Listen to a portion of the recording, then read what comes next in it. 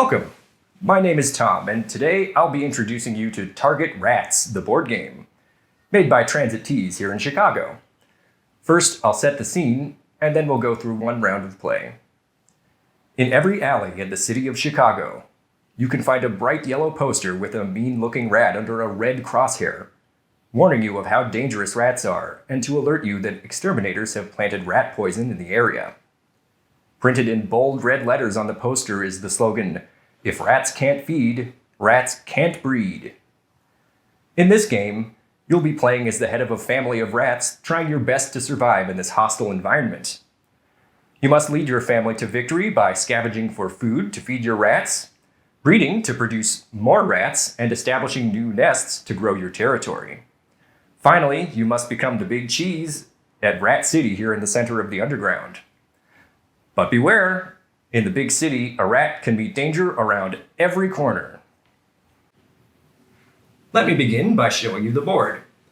The Target Rats board is laid out with an outer ring representing the streets and sidewalks of the surface world. Up here, there are many places to scavenge for food and easy opportunities to build a nest. Next, an inner ring represents the sewers and subway tunnels beneath the city. Down here, it's harder to find food, but at least you're safe from the dreaded exterminator. There are also legends of powerful items to be found in these dark depths. At the center is Rat City, where the big cheese holds court and calls all the shots in the rat world. Whoever controls this space has some advantages over the other players. One home nest is situated in each corner of the board. Each player begins with 4 unfed rats in their home nest. Access corridors connect each home nest to the surface ring, the underground ring, and Rat City in the middle of the board. These passages divide the board into quadrants, like so.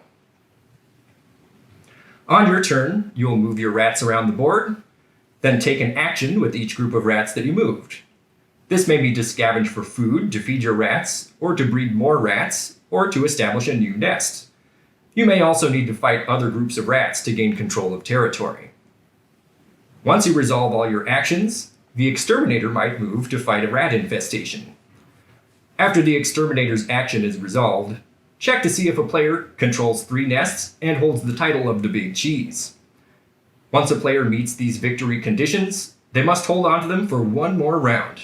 If they still meet these conditions when their turn begins again, they win the game.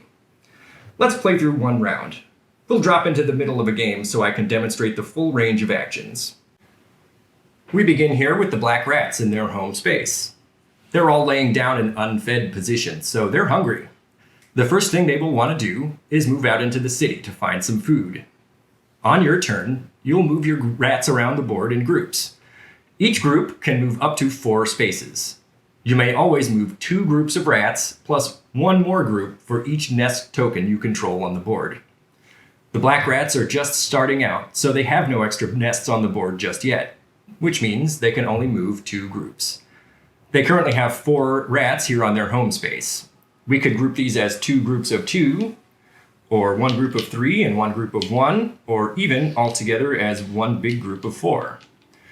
We'll just do 2 groups of 2 for now. This first group will move 1, 2, 3, 4 spaces here to the surface, and the second will go 1, 2, 3 to stop here in the underground. Now that we've moved all of our groups, we begin the next phase of our turn, the action phase. Each group of rats that moved can take an action. In this case, since all our rats are hungry and there are no enemy rats around, the only thing they can do is scavenge to hopefully find some food. When scavenging, draw a card from either the surface deck or the underground deck according to where the group is located. We'll draw for the surface group here first. They find a dumpster. Place a food source token on this space, and sit these rats up to show that they've been fed. This food source token will remain here. Any rat group may now move to this space to feed in the future. This underground group will scavenge next. They find a train. This will kill 2 rats. That's too bad, but life in the city is dangerous. You'll find that a lot of your rats will meet a quick fate during this game. Now that we've taken all of our actions, there's one last thing to do. check to see if the exterminator will move. If there are 8 or more rats in any quadrant above and below ground, he'll go there to fight the infestation. There is no quadrant with that many rats right now, so instead, we'll roll 1 die to see if somebody calls the exterminator. If we roll the target symbol, I'll be able to move the exterminator to any surface space. Not this time, so that will be it for the black rat's turn. Next, the brown rats will go. We can see here that on their last turn, the brown rats discovered a food source and they all got fed. They came here together on their last turn, but now I'm going to split them into 2 groups so that they can take separate actions. We'll move 2 groups of 2. This first group will move right here next to the dumpster and stop, and this second group will come a little bit further up towards this white rat here at this dumpster. Now that we moved everything, it's time for our action turn. All these rats are fed, so they'll be able to take some new actions. Anytime you have 2 fed rats together on a space during the action phase, they may choose to breed or nest. The first group here will nest.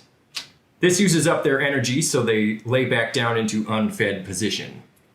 But they will place a new nest on this token. Now, anytime the brown rats breed, they can place their offspring here or in their home nest. Also, on their next turn, they'll be able to move and act with an additional group of rats. This will really speed up their progress. This second group will breed. This causes them to become unfed. They may place 2 brown rats in any brown nest. We'll choose the newly placed nest right here. Rats are always spawned in unfed condition. That's all for the brown rat's action phase. Now, we'll roll to see if the exterminator will move. Not this time. So, now it's on to the white rat's turn. As you can see, they already have a nest underground here, so they can move 3 groups this round instead of just 2. For our first move, we'll move this single rat here to join his friend over at the dumpster. Joining groups of rats will end the first group's movement, but now they can be moved together for our second move. They're going to come over here to attack these brown rats nearby. For our third move, 1 rat will move from this nest into the access corridor nearby. You'll see why in a moment. Now for the action phase. Anytime that rats from opposing factions are in the same space, they must fight. When the action phase comes around, you must resolve any fights before taking any other actions. To fight, each side will roll 1 die for each rat they have in the fight. In this case, it's a 2 versus 2 match. The side that rolls the highest total wins. The target symbol will count as a 1 when fighting. So let's roll here. This will be for the white rats. They roll a 9, and the brown rats will only roll a 6. So, the brown rats have lost. The winner will push the losing group up to 2 spaces away. We'll just do 1 in this case. And half of their number will be killed, rounded down. Now that this fight has been resolved, we need to take an action with this rat that moved down in the sewers. All he can do is scavenge, so we'll draw from the underground deck. We've drawn a pigeon call. You can tell by its blue background that this is an item card. Items will grant you special abilities that you can use once per round. Place this item face up in your area. You may use it at any time that it would be appropriate, whether it's your turn or not. Once you use it, turn it face down until the beginning of your next turn, when you'll turn it back up so that it may be used again. That's all for the action phase. Now for the exterminator. But this time, we can see that there are 8 rats in this quadrant. A rat that is standing on one of the access corridor spaces, like this white rat here, counts as being in both of the quadrants that it borders.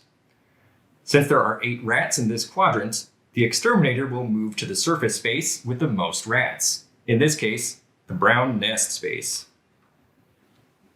The nest and all the rats standing on here are eliminated. And this space where the exterminator is standing will be impassable until he's moved again. Since we moved the exterminator already this turn, we don't have to roll for it to see if he'll move again.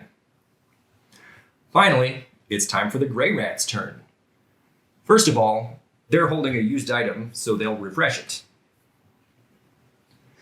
The gray rats already have 2 nest tokens on the board, so they'll be able to move 4 groups in all. To begin, this group of rats on the home nest will move 1, 2, 3 spaces to Rat City to try and claim the title of the Big Cheese. For our second move, one of these rats from this nest will join his friend on the next space, and for our third move, they will together come over to this white nest and try to attack it, since it's lightly defended. Our fourth move will have this surface rat just looking around for some food. Now, for actions. This fight must happen first. It will be 2 versus 1. So the gray rats here will roll 9, and the single white rat will only be able to defend with a 3. Since there's just one white rat here defending, he will be killed, and this nest will be replaced with a gray nest. Next, let's see if these rats in Rat City can take the deep dish throne. Since it's currently unoccupied, they must take their chances rolling dice to claim it. They will roll 1 die, just for trying, plus 1 more die for each gray nest they control. Since they just took another nest, that's an additional 3 dice. So we're rolling 4 altogether. If we roll any target symbols, that means we will claim the throne. So let's see how this goes. Yep, we got one. We'll immediately place one of these rats on the throne. And now we're the Big Cheese. So we will have some special advantages over the other players, which are outlined on this handy reference card. In short, the Big Cheese's faction will have an easier time winning fights and finding food. If we had not rolled any targets when trying to take the throne, then 1 rat from the group would be killed as a penalty, and the rest of the group would be pushed back to a nest we control.